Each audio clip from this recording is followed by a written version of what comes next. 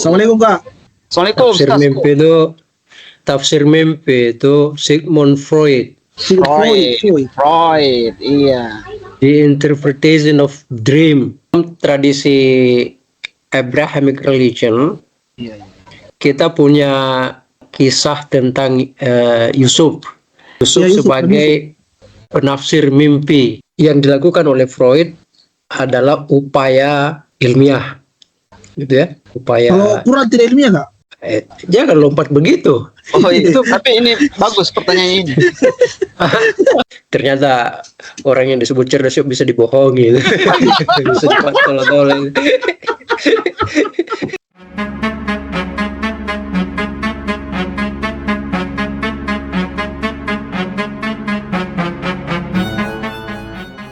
Kanca ke Sadri ini apa ini ndak bilang-bilang sudah dimulai. Oh tidak, ini belum dimulai. Cerita campur aduk. Jadi di interpretation of dream itu sudah diterjemahkan Bapak, sudah terjemahan Indonesianya dan oleh beberapa penerbit. Bapak ini mau yang bagus atau mau yang murah? Mau yang gratis. Oh, yang gratis. Iya. Kalau dia tidak berdasarkan hadis dan ayat itu tafsir mimpinya. Oh iya. Kalau dalam tradisi Islam kita punya, atau dalam tradisi Abrahamic religion, kita punya kisah tentang Yusuf, gitu kan? Yusuf sebagai penafsir mimpi. Itu bisa diceritakan sedikit Kak? Saya baru dengar itu. Oh begitu. Bapak ini agama waktu istri ini. Bagaimana cara Nabi Yusuf saja keluar binatang? Saya lebih sering dengar ini Freud daripada Yusuf ini. 14 abad yang lalu atau 15 ya. Sekarang 1446 ya. 1446 berarti 15 abad yang lalu ya. Apa yang disebut sebagai tafsir mimpi itu sudah didokumentasikan dengan baik di dalam Al-Quran atau kitab agama-agama Abrahamik itu, gitu kan? Ya, agama-agama Abrahamik sudah didokumentasikan, sudah ada itu. Nah, di abad ke Freud itu abad tahun berapa itu ya? 1900, abad ke-20 ya. 20. Lalu mencoba merumuskannya secara teoritis, gitu kan? Tafsir bagaimana yang disebut tafsir mimpi itu, tapi tentu yang dilakukan oleh Freud adalah upaya ilmiah, gitu ya. Upaya. Kalau Quran tidak ilmiah Kak? Jangan lompat begitu. Oh itu, tapi ini bagus pertanyaan ini.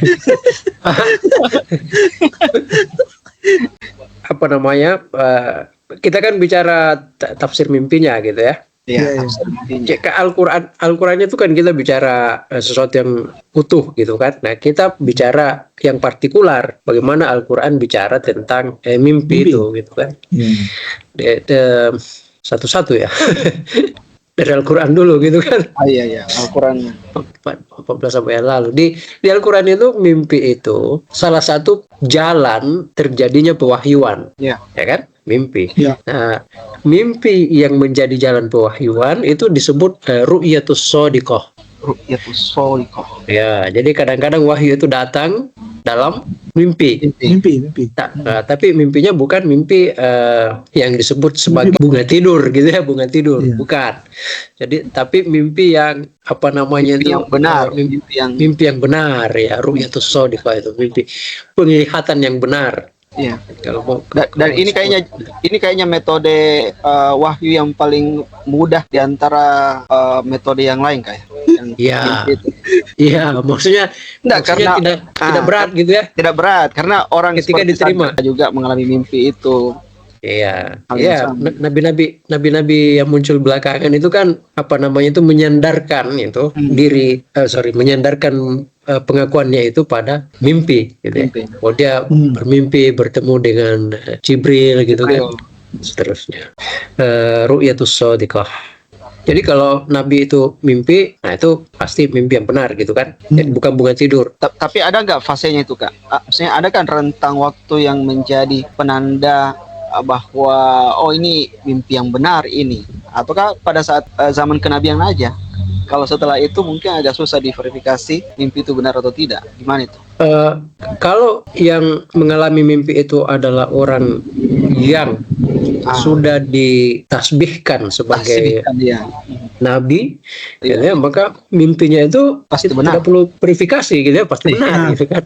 Nah, lalu bagaimana dengan umat Islam belakangan atau kaum agama belakangan yang bukan nabi, gitu ya. Nah, maka dibuatlah cara untuk memverifikasi mimpi yang benar itu seperti apa. Nah, kayaknya ini yang menarik ini kita obrolkan. Dibuatlah alat verifikasinya itu. Gitu kan? Alat verifikasinya. Nah, di abad ke-20 ada alat verifikasi sekaligus alat interpretasi, gitu ya, yang dibuat oleh Sigmund Freud. Nah, itu tuh apa itu, Kak? Jadi nanti 20 abad kemudian baru ada itu. Oh, enggak. Oh, enggak. Ada juga yang sudah dibuat oleh. Oh iya. Ada juga yang sudah dibuat oleh sebelum Freud ini ya. Kaum beragama, gitu ya. Karena itu belakangan muncul istilah psikologi Islam, gitu ya. Psikologi Islam. Islamic psychology. Iya. Muncul itu. Tapi itu belakangan, gitu ya. Termasuk ketika bicara tentang mimpi, tafsir mimpi. Ada buku, ada kitab misalnya bicara tentang itu, tafsir mimpi. Nah, yang dimasukkan salah satunya adalah mimpi para nabi itu. Bagaimana memahami mimpi para nabi itu sebagai mimpi yang benar. Lalu dari situ kemudian dibuatlah rumusan, semacam rumusan ilmu, gitu ya. Iya. Rumusan ilmu yang dipakai, yang digunakan untuk memverifikasi itu, memverifikasi mimpi. Jadi misalnya kamu mimpi, gitu ya, terus datang ke ulama, gitu ya, aku mimpi, kan bla bla bla bla. Nah, ulama itu punya cara, metode untuk memverifikasi Anda itu, gitu, memeriksa mimpi Anda itu. Oh, mimpimu ini bunga tidur aja. Oh, mimpimu ini mengandung pesan, gitu, mengandung pesan. Gitu. Misalnya kalau itu mimpi basah itu pesannya apa? Pesannya cepat menikah. Cepat menikah. Saya 2 bulan yang lalu saya mimpi bertemu. Ya itu, nah itu misalnya kayak begitu tuh, itu juga bisa diverifikasi misalnya. Oh, apakah itu harapan yang terbenam jauh di bawah alam sadar, gitu ya, lalu karena begitu kuatnya itu, lalu dia muncul dalam bentuk mimpi. Ini sudah tafsir Freud ya. Kalau dia sudah tafsir Freud, gitu ya, tafsir Freud. Bagaimana itu, Kak? Bagaimana membedakan itu simpanan rekaman memori ataukah dia sebuah petunjuk? Ada caranya. Jadi kita harus beli itu Interpretation of Dream itu. Ya. Oh iya. Ya. Nah, itu tadi. Saya cari sebentar. Tidak, saya mau bilang. Oh, iya, ini orang Belanda ini mudah, Kak, nyarinya itu. Mudah. Iya, nyarinya. Makanya saya bilang tadi Sadri, saya mau bilang ke Sadri, Kak, jadi sambil dia baca tafsir mimpinya Freud, dia juga harus berusaha untuk menarasikan, mendeskripsikan itu mimpi-mimpi yang selama ini dia sudah alami. Nah, ini yang saya mau bilang nih. Kumpulin dulu. Iya. Kumpulin dulu. Masalahnya begini. Ya. Nah, saya kan dari awal Kak, penakut kan. Saya kan dari awal penakut dan saya hidup dari awal itu maksudnya dari sejak sadar, gitu ya. Sejak sadar. Sampai misalnya pasca SMA 1 itu saya sudah tidak malu orang lagi kan. Oh gitu. Penakut lagi.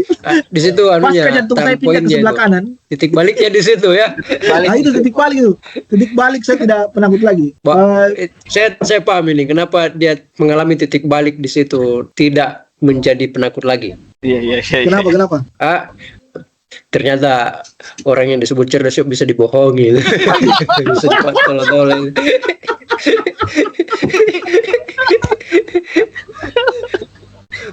Enggak, itu sebenarnya apa namanya tuh, malas saja itu. Sepertinya. Malah saya memverifikasi. Kan saya hidup dengan sara-sara itu dari keluarga saya, Kak. Jadi kebetulan ibu saya ini dari keluarga yang betul-betul hidup dengan mistik keseharian, penuh dengan sara. Ya. Apapun yang dilakukan harus mengikuti itu sara ya. Apa sara itu ya? Mistik keseharian nih yang diajarkan turun temurun dari keluarga. Apa syarat atau sara? Misalnya jangan pernah kau keluar dari rumahmu sebelum kau habiskan makanan di piringmu. Sara. Kalau sara dalam bahasa Indonesia itu apa, Kak? Kalau dalam bahasa Indonesia sara. Pamali. Oh, pamali ya. Sara. Nah, jadi misalnya salah satunya ya, jangan keluar kalau orang sedang makan dulu. Oh ya. Nah, kayak gitu, saya hidup dengan kondisi keluarga yang kayak begitu sampai sekarang. Jangan pergi keluar atau ke tempat lain di hari Rabu, karena setiap hari Rabu itu katanya beda satu beda. Iya, bagaimana? Beda Ki. Apa namanya? Beda yang sara-sara dengan pamali. Pamali itu efeknya, sara itu yang harus dipenuhi. Iya, maksudnya bahasa Indonesia apa selain pamali? Bukan lain, itu sara unsur yang harus dipenuhi. Jadi misalnya ada orang suka membaca apa sarana misalnya harus ada ini. Oh, syarat itu syarat yang iya. Iya, ini syarat. Ada memang syarat itu. Ya memang hal itu tidak boleh dilakukan. Jadi di pemahaman saya. Nah, karena saya hidup dengan begitu kan dipenuhi ketakutan saya. Sampai suatu saat misalnya saya merasakan sendiri yang dirasakan oleh ibu saya. Ini dia cerita inner child-nya ini. Ya, saya merasakan itu. Inner child-nya. Karena saya hidup dengan itu, ketakutan itu dari kecil. Ya. Saya bahkan bilang kenapa saya dididik dengan kondisi yang seperti itu kan. Padahal tidak ada itu hantu dan sebagainya. Dunia seluruh yang tidak, karena saya tidak pernah melihat hantu sedikit pun sampai sekarang. Sampai kecuali waktu Hamra marah-marah waktu di TM1 itu memang nyata memang cara marah-marah itu karena dibilang ada hantu di belakang di Nah, di umur saya yang ke berapa itu, saya tidak mau percaya itu bahwa akan datang petunjuk itu di mimpi, dan tiba-tiba memang benar pada saat malam tahun baru itu saya sudah cerita sama Calu, saya melihat bapak saya meninggal sambil jatuh gigi saya. Itu tafsir yang berhubungan dengan tafsir jatuh gigi saya, dan saya melihat bapak saya meninggal. Dan saya langsung telepon bapak saya, saya melihat kita meninggal. Baik gitu, dia bilang enggak, panjang itu umurku. Setelah itu mimpinya besok jatuh lagi 3, saya melihat 2 orang lagi setelah bapak saya itu meninggal lagi. Dan di tahun itu, 1 bulan setelah saya mimpi itu, betul-betulan bapak saya pergi, terus disusul oleh tante saya, lalu disusul oleh om saya dalam satu garis, satu row itu. Dan saya melihat semua itu di mimpi. Itu pun berulang ketika bapaknya Gina meninggal. Dengan cara yang sama, di malam tahun baru, bapaknya Gina meninggal di akhir Januari, dengan posisi yang sama, gigi jatuh, dia jatuh dari papan. Di mimpi saya sudah cerita orang itu sebelum bapaknya meninggal. Dan itu dialami juga oleh Gina, jadi bukan hanya saya sendiri yang mimpi itu. Nah, apakah ini apakah ini sesuatu yang problem psikologis saja, ataukah ini sesuatu yang kita sebut dengan mistisisme atau apalah Kanca begitu? Coba Kanca. Coba kita hitung apakah ada korelasi dengan tafsir mimpi Freud. Ataukah ada memang satu pandangan tertentu yang melihat kasus Sadri itu, Kak? Saya tidak pakai saja Freud untuk satu langkah ini kalau sudah jadi cenayang ini. Itu yang saya bilang, jangan sampai saya didukun,